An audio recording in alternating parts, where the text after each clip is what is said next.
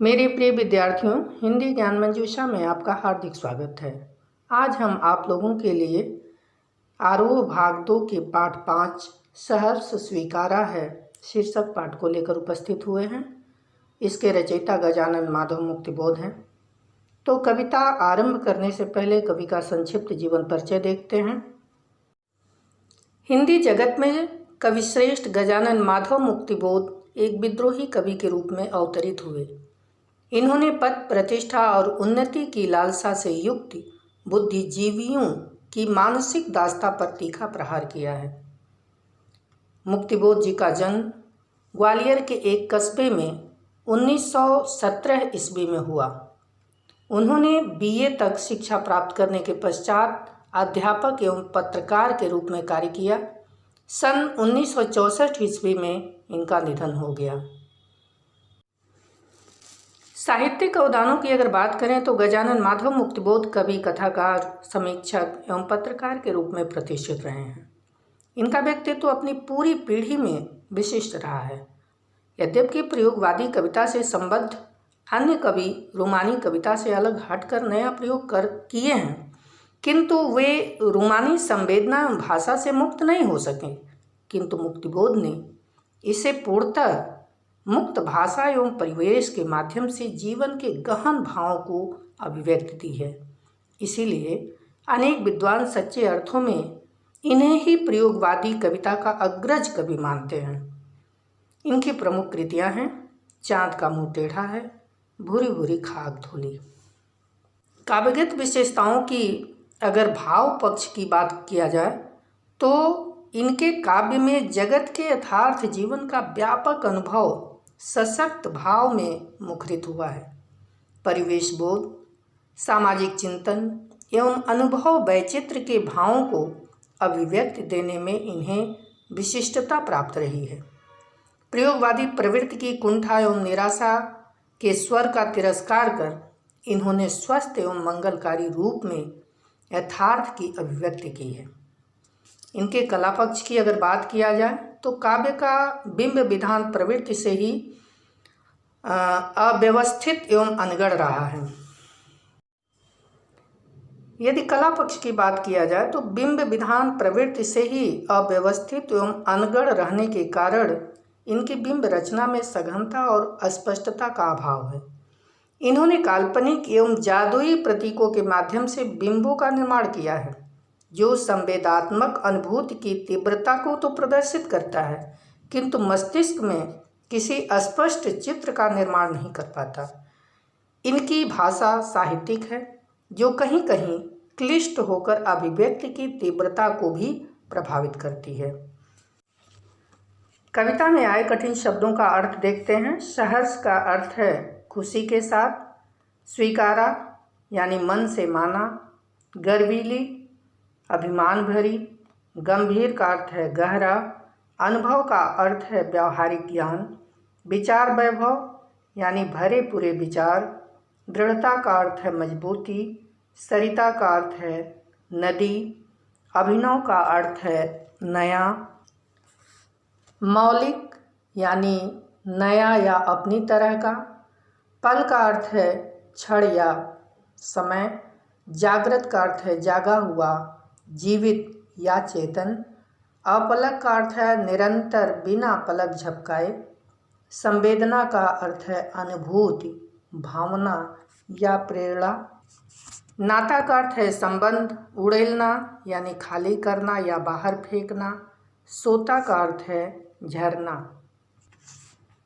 दक्षिणी ध्रुवी अंधकार, दक्षिणी ध्रुव पर छाया गहरा और अनंत अंधेरा, अमावस्या चंद्रमा विहीन काली रात, अंतर का अर्थ है हृदय या दिल, परिवेष्टित का अर्थ है चारों ओर से घिरा हुआ, आच्छादित का अर्थ है छाया हुआ, रमणीय मनोरम या सुंदर, उजेला का अर्थ है प्रकाश, ममता का अर्थ है अपनापन या प्रेम, मड़राई यानी छाई हुई, पिराती का अर्थ है दर्द करती है, अक्षम यानी कमज़ोर, भवितव्यता भविष्य की आशंका, बहलाती का अर्थ है मन को प्रसन्न करती, सहलाती का अर्थ है दर्द को कम करती हुई, सहानुभूति देती हुई, आत्मीयता यानी अपनापन, बर्दाश्त का अर्थ है सहन। पाताली अंधेरा यानी धरती के नीचे पाताल में पाए जाने वाला धुंध या अंधेरा। गुहा का अर्थ है गुफा। विवर, बिल या सुरंग। लापता, गायब, संभव, जो हो सकता है। कारण का अर्थ है मूल, प्रेरणा। घेरा का अर्थ है फैलाव। वैभव, समृद्ध, शांत, शौकत। कविता की पंक्ति देखते हैं कि जिंदगी में जो कुछ भी है, जो भी है, सहर्ष स्वीकारा है। यहाँ पर कवि अपने रहस्यमयी प्रिय को संबोधित करते हुए कहते हैं कि हे प्रिय, मेरी जिंदगी में जो भी उपलब्धि है या मेरी कमजोरी है, उसे मैं हर्षपूर्वक स्वीकार किया हूँ। क्यों? इसलिए कि जो कुछ भी मेरा है वह तुम्हें प्यारा है। इसलिए कि जो कुछ भी मेरे पास है वह तुम्हें प्रिय है, तभी तुमने हमें उसे प्रदान किया है।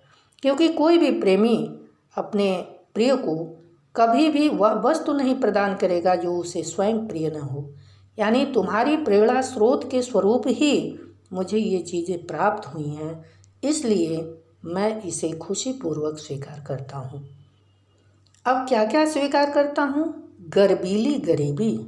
कैसी गरीबी? गर्व से युक्त गरीबी। गरीबी में भी कभी अपने को गौरवान्वित अनुभव करता है, वह गौरव का अनुभव करता है। ये गंभीर अनुभव और मेरे हृदय में स्थित गंभीर विचारधाराएं, सब यह विचार वैभव, मेरे अंतर्मन के विचार रूपी जो संपत्ति है, वैभव है, वह सब मुझे स्वीकार है। दृढ़ता यह और मेरे मन की दृढ़ता, मेरे मन की यह मजबूती, भीतर की स्थिरता और भीतर में उठने वाले अनंत स्रोत स्वरूप नदी का वह स्रोत, अभिनव सब और जितने भी हमारे अन्य नए नए रूप हैं, वे सब अपने आप में मौलिक हैं, निजी हैं, नए हैं। यानी इसे मैंने किसी का नकल नहीं किया है, बल्कि मेरे हृदय स्थल पर यह स्वयं की उपज है, मेरी निजी अनुभूति है। इसलिए कि पल पल में जो कुछ भी जागृत है, अपलक है, संवेदना तुम्हारा है। इसकी मौलिकता का मूल कारण यह है कि मेरे जीवन में जो भी गतिशील चेतना है, प्रेरणा है या उपलब्धि है, उसमें तुम्हारी प्रेरणा कार्य कर रही है। तुम्ही ने मेरे व्यक्तित्व का निर्माण किया है। यहाँ पर कवि अपनी जीवन की हर उपलब्धि में अपनी प्रिया का समर्थन अनुभव करता है, यहाँ तक कि उसको अपनी गरीबी पर भी गर्व है। कवि के मौलिक अनुभवों, विचारों, अनुभूतियों पर गर्व होता है। यही कारण है कि कवि जीवन को महत्वपूर्ण मानते हैं। इस प्रकार वह अपनी प्रिया को श्रेय देते हैं। अगली पंक्ति है कि जाने क्या रिश्ता है, जाने क्या नाता है, जितना भी उड़ेलता हूँ भर भर फिर आता है। अपने प्रिय को संबोधित करते हुए कवि कहते हैं कि मैं नहीं जानता मेरे और तुम्हारे बीच इस स्नेह का क्या संबंध है। मैं किस लिए तुम्हें इतना चाहता हूँ, मुझे यह ज्ञात नहीं है। मैं स्नेह को हृदय से जितना ही व्यक्त करता हूँ, जितना ही बांटता हूँ, उतना ही यह बार बार फिर से भर जाता है। दिल में क्या झरना है, मीठे पानी का सोता है। कवि सवाल करते हैं कि क्या मेरे हृदय में प्रेम का कोई झरना है, जिसमें लगातार स्नेह रूपी जल प्रवाहित हो रहा है, अथवा हृदय में प्रेम का कोई मीठा स्रोत है जिससे निरंतर स्नेह जल छलक रहा है। भीतर वह, ऊपर तुम। कहते मेरे हृदय के भीतर भी तुम्हारा प्रेम है और इस प्रेम पूरित हृदय के ऊपर भी तुम ही विराजमान हो। यानी अंदर से बाहर तक मैं तुम्हारे प्रेम में सराबोर हूँ। यहाँ पर तुलसीदास का एक प्रसंग याद आता है। सीताराम के प्रेम के अतिरेक में तुलसीदास को सारा संसार सीताराम में दिखाई देता है। उनकी चौपाई है कि सिया राम में सब जग जाना। मुस्काता चांद जो धरती पर रात भर, मुझ पर त्यों तुम्हारा ही खिलता हुआ चेहरा है। तुम्हारा यह खिलता हुआ मुख मेरे हृदय पर सदा इस तरह से विराजमान रहता है जिस प्रकार पूर्णिमा का चंद्रमा रात भर आकाश में अपनी चांदनी बिखेरता रहता है। यहाँ पर कवि अपने जीवन को प्रिया से इस तरह आच्छादित अनुभव करता है कि जिस प्रकार धरती पर सदा चांद मुस्काता रहता है। आशय यह है कि कवि के जीवन पर सदा उसके प्रिय का प्रफुल्लित चेहरा जगमगाता रहता है। कहने का भाव यह है कि कवि को अपने प्रिय से असीम प्रेम है, उसकी प्रिया को भी कवि से अगाध प्रेम है। वह सदा कवि पर मुग्ध रहती है और उस पर प्रसन्नता बरसाती रहती है। बदले में कवि प्रिया को भी असीम प्रेम प्रदान करता है। उसका हृदय सदा स्नेह से छलकता रहता है। प्रस्तुत कविता में कवि का जो प्रिय है वह अज्ञात है, वह एक रहस्य बना हुआ है, किंतु उसके जीवन को अत्यंत प्रेरित करता है। उसके व्यक्तित्व का वह निर्माता है, यह स्पष्ट है। इस कविता में संबोधन शैली और आत्मानुभूति के कारण यह पद्यांश अत्यंत प्रभावी है। विचार वैभव का सौंदर्य संक्षेप में देखते बनता है। भीतर की सरिता भावनाओं के उमड़ते प्रवाह के लिए लाक्षणिक प्रयोग है। पल पल में पुनरुक्त प्रकाश अलंकार है। झरना और मीठे पानी का सोता स्नेह के उपमान है। इसमें रूपक अलंकार है। मुस्काता चाँद चेहरा में उत्प्रेक्षा अलंकार है। प्रिय के चेहरे में मुस्काते चाँद की संभावना की गई है। भर भर फेर में अनुप्रास या पुनरुक्त प्रकाश अलंकार है। धरती पर रात भर में र की आवृत्ति के कारण अनुप्रास अलंकार है। सचमुच मुझे दंड दो कि भूलूं मैं तुम्हें भूल जाने की। यहाँ पर कवि अपनी प्रिय से प्रार्थना करते हैं कि वह उसे भूल जाना चाहते हैं। यद्यपि प्रिय को भूल जाना कवि के लिए बहुत बड़ा दंड है, फिर भी वह उस दंड को झेलना चाहते हैं। ऐसा क्यों चाहते हैं? क्योंकि प्रिया के सानिध्य में वह अपने को कमज़ोर पाते हैं और प्रिय के वियोग उनके लिए किस तरह से हो? दक्षिणी ध्रुवीय अंधकार अमावस्या। वह दक्षिणी ध्रुव जैसे अनंत अंधेरे में डूब जाए। दक्षिणी ध्रुव जहाँ पर सूर्य का प्रकाश नहीं पहुँच पाता और वहाँ सदैव अंधकार बना रहता है। अमावस की रात तो कालिमामय होती ही है। तो क्या कहते हैं कवि? वियोग की गहरी अमावस उनके चेहरे पर, शरीर पर, हृदय में छा जाए। वह उस वियोग वेदना को भरपूर झेले, उसमें नहा ले। कवि ऐसा क्यों करना चाहते हैं? इसलिए कि तुमसे ही परिवेष्टित आच्छादित रहने का रमणीय यह उजेला अब सहा नहीं जाता, नहीं सहा जाता। कारण यह है कि उनका वर्तमान जीवन प्रिय से पूरी तरह से घिरा हुआ है। प्रिय ने उन्हें पूरी तरह से छा लिया है। इसलिए प्रिय के स्नेह का उजाला बहुत ही मनोरम है, परंतु अब यह उजाला उनके लिए असहनीय हो गया है। ममता की बादल की मडराती कोमलता भीतर पिराती है। कवि के मन में सदा प्रिय की ममता बादलों की भांति मंडराती रहती है। यही कोमल ममता उनके हृदय को पीड़ा पहुंचाती है। इस कारण ही कवि की आत्मा बहुत ही कमजोर और असमर्थ हो गई है। उसे भविष्य की आशंकाएं डराने लगी हैं। कमजोर और अक्षम अब हो गई है आत्मा। यह छटपटाती छाती को भवितव्यता डराती है। उसे सदा यह भय रहता है कि प्रिय के अभाव में वो किस तरह से जिएगा। यही भय उसकी छाती में छटपटाहट पैदा करती है।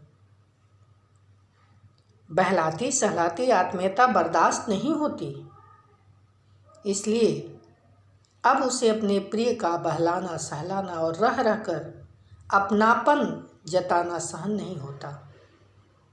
अब वह आत्मनिर्भर बनना चाहते हैं। उसके स्नेहांचल के बिना भी अपने पांव को खड़ा रखना चाहता है।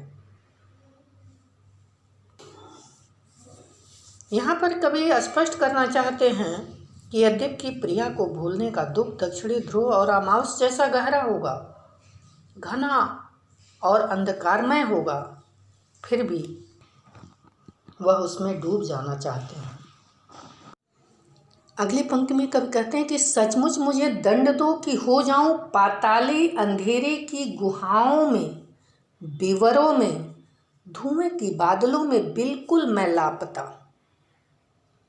यहाँ पर कवि अपनी प्रिय से कहते हैं कि तुम मुझे सचमुच इस तरह का दंड दो कि मैं पाताल की अभेद्य अंधेरी गुफाओं में, भीषण सुनसान अकेली सुरंगों में, दम को घुटने वाली धुओं की बादलों में विलीन हो जाऊं।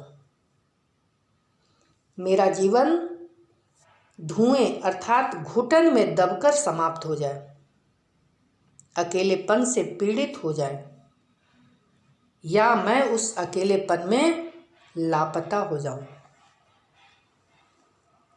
क्यों? क्योंकि लापता कि वहाँ भी तुम्हारा ही सहारा है। जब मैं लापता हो जाऊंगा, किंतु उस स्थिति में भी मैं प्रसन्न रहूँगा, क्योंकि वहाँ भी मुझे तुम्हारे प्रेम का संबल मिलता रहेगा। मुझे वहाँ भी यही सहारा होगा कि मेरी उस स्थिति का कारण बनकर तुम ही वहाँ उपस्थित होगे। इसलिए कि जो कुछ भी मेरा है या मेरा जो होता सा लगता है, होता सा संभव है, सभी वह तुम्हारे ही कारण के कार्यों का घेरा है, कार्यों का वैभव है। मेरा यह विश्वास है कि मेरे जो कुछ भी सत्ता है, मेरी जो स्थिति है, मेरी जो स्थितियां हो सकती हैं, मेरी उन्नति अवनति की जो भी संभावनाएं हैं, वे सभी तुम्हारे ही कारण हैं। चाहे मैं सुखी रहूं या दुख में रहूं, मेरी सत्ता विलीन हो जाए या सत्ता बनी रहे, हर स्थिति में तुम ही मेरे संबल हो, इसलिए मैं हर स्थिति में प्रसन्न रहूँगा। अब तक जो जिंदगी में जो कुछ था, जो कुछ है, सहर्ष स्वीकारा है, इसलिए कि जो कुछ भी मेरा है वह तुम्हें प्यारा है। तुम्हारे प्रेम से संचालित होकर मैंने जो भी कार्य किए, उसी कार्यों का परिणाम है मेरा वर्तमान। कहने का मतलब यह है कि तुम्हारी ही प्रेरणा के कारण मेरा जीवन बना है या बिगड़ा है। हे प्रिय, मेरे जीवन में जो कुछ भी अब है अथवा पहले था, उसे मैंने प्रसन्नता पूर्वक इसलिए स्वीकार किया क्योंकि तुमने मेरी सुखद दुखद सभी स्थितियों को अपना मानकर प्यार किया है। मेरे पूरे जीवन में तुम जुड़ी रही हो। यहाँ पर अत्यधिक मोह ममता में भी आत्मा दुर्बल हो जाती है। इस मनोवैज्ञानिक सत्य का उद्घाटन किया गया है। नहीं सहा जाता है प्रयोग असहनीयता के प्रभाव को गहरा बनाता है। ममता के बादल और तुमसे उजाला में रूपक अलंकार है। दक्षिणी ध्रुवी अंधकार अमावस्या में रूपक है। आत्मीयता और कोमलता नामक भावनाओं का मानवीकरण किया गया है। शरीर पर, चेहरे पर अंतर में र की आवृत्ति से अनुप्रास अलंकार है। संबोधन शैली और आत्मानुभूति के कारण यह पद्यांश अत्यंत प्रभावी है।